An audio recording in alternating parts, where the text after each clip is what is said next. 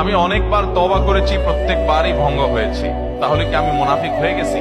না ভাই, তওবা হওয়ার পর তওবা ভেঙে যাওয়াটা অস্বাভাবিক নয়। আপনারা খুশি হবেন শুনে, আমাদের রব আল্লাহ রাব্বুল আলামিনের একটা গুণবাচক নাম হলো তাওয়াব।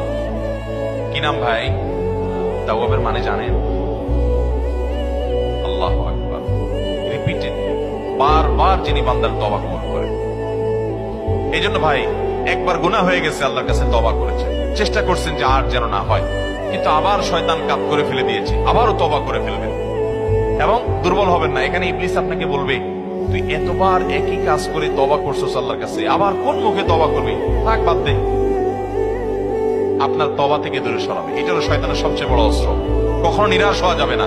তওবা আগের বারের চাইতে পরের বারটা আরো স্ট্রং করবেন, যে ঠিক আছে আগের বারটা তওবা আমি দুর্বল ছিল, এটাকে আরো স্ট্রং করবো, চেষ্টা করবো না ইনশাআল্লাহ।